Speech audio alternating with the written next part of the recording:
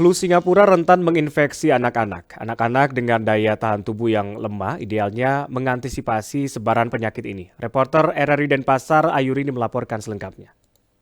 Untuk flu Singapura sendiri memang berisiko lebih pada anak umur kurang dari 15, bahkan yang kurang dari 5 tahun itu biasanya yang kondisi tubuhnya sedang menurun. Flu Singapura menjadi salah satu penyakit yang penularannya sangat cepat, kendati belum teridentifikasi masuk Bali. Penyakit yang disebabkan oleh strain Coxsackie-virus jenis A16 itu harus diwaspadai masyarakat dengan menerapkan pola hidup bersih dan sehat (PHBS). Ketua Perhimpunan Ahli Epidemiologi Indonesia Cabang Provinsi Bali, Dr. Iwan Gede Artawan Eka Putra, dikonfirmasi RRI di Denpasar mengatakan, anak-anak menjadi kelompok yang paling rentan terinfeksi flu Singapura. Ia menjelaskan penyakit yang menimbulkan tanda berupa lepuhan atau luka pada mulut serta ruam di tangan dan kaki itu biasanya menginfeksi anak-anak dengan daya tahan tubuh yang lemah. Dr. Artawan Eka Putra mengungkapkan virus jenis A16 itu biasanya menyebar ke jaringan di mulut sekitar amandel dan masuk ke dalam sistem pencernaan dan akan menyebar ke seluruh tubuh melalui aliran darah. Penyakit ini menular melalui cairan dari hidung maupun tenggorokan saat penderita bersin, air liur atau ludah saat batuk, dan cairan yang berasal dari luka melepuh. Dr. Artawan Eka Putra menyebut penyakit ini sejatinya bisa dicegah dengan menerapkan pola hidup bersih dan sehat, serta mengkonsumsi makanan bergizi seimbang.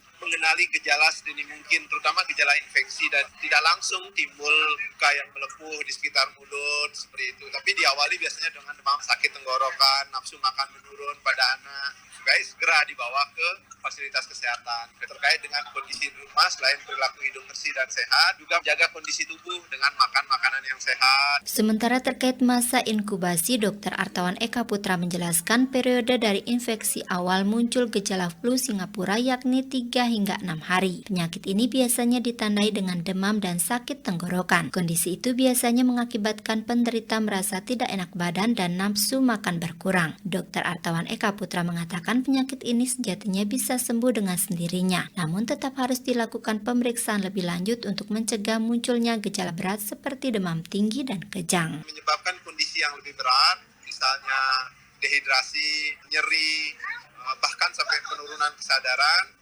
Harapannya masyarakat tidak menunggu sampai kondisi itu baru datang ke fasilitas kesehatan. Nanti sudah ada kriteria gejala yang lebih berat, dokter akan mengevaluasi perlu perawatan di rumah sakit atau tidak. Flu Singapura menjadi salah satu penyakit menular yang rentan menginfeksi anak-anak. Penyakit ini menimbulkan lepuhan atau luka pada mulut serta ruam di tangan dan kaki. Anak yang terinfeksi penyakit ini biasanya mengalami demam hingga nafsu makan menurun. Penyakit ini sejatinya bisa sembuh dengan sendirinya, namun tetap harus dilakukan perawatan intensif jika mengalami gejala berat. Hingga kini belum ditemukan vaksin untuk menanggulangi penyakit flu Singapura dan PHBS menjadi kunci utama pencegahan penyakit tersebut. Reporter RRI Denpasar Ayurini melaporkan.